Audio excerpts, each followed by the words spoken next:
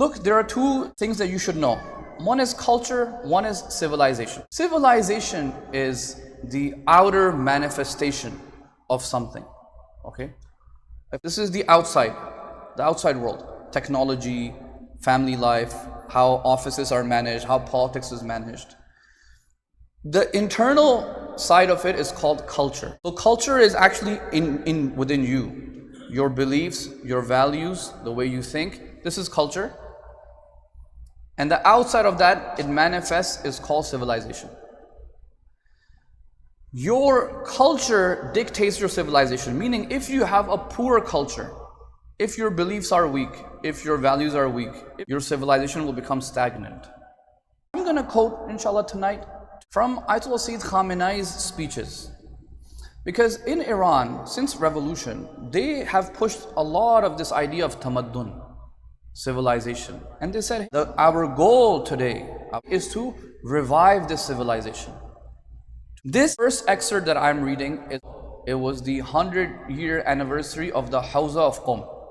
Sayyid Khamenei wrote a letter for this conference. In that letter, there's a section where he says civilizational innovation. All of us are responsible. All of us, community builders, community leaders, all of us are responsible for this. He says, the establishment of the Islamic civilization is the highest worldly aim that we have. So there are some aims in the akhirah, heaven, closeness to Allah subhanahu wa ta'ala, but there are also some dunyawi aims. It refers to a civilization in which knowledge, technology, human and natural resources, all human capabilities and advancements, as well as governance, politics and military power, are employed to serve justice, public welfare, reducing class disparities, advancing spiritual cultivation, promoting scientific excellence, and deepening our understanding of nature and strengthening faith. I believe every single center that exists here in North America, wherever, this is also your responsibility. In a small scale. Yes, you don't have a country to run, but you have a community to run. Are we thinking about these issues as a community? There are members of a community, there's people living in localities.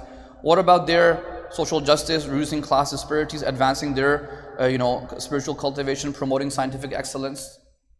Islamic civilization is based on Tawheed and its personal, spiritual and societal dimensions. It is grounded in respect for humanity by virtue of being human.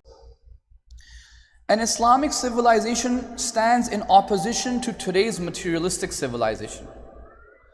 The material civilization which, brothers and sisters, we live within it, began with colonization, land grabs, and the humiliation of weaker nations, the mass slaughter of indigenous people, the use of science to dominate others, oppression, falsehood, tyranny, and over time their civilization has been afflicted with moral decay and lewd behavior and deviancy, and it grew within it. This is the ultimate conclusion of a materialistic civilization that does not believe in the akhirah.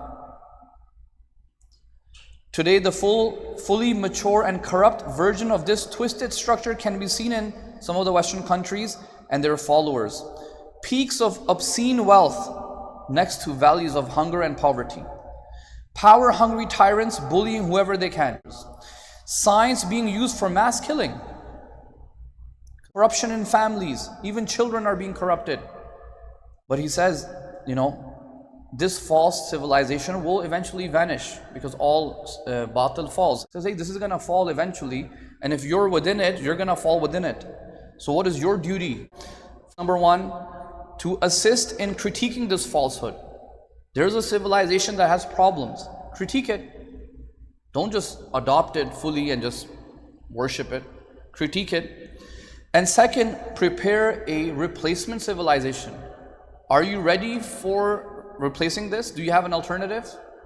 You have to think about it. You have to replace it both intellectually and practically. And don't say, oh, other people before us couldn't do it, so neither can we. So this is a fallacy. Whoever goes forward with planning and sabr, they will succeed.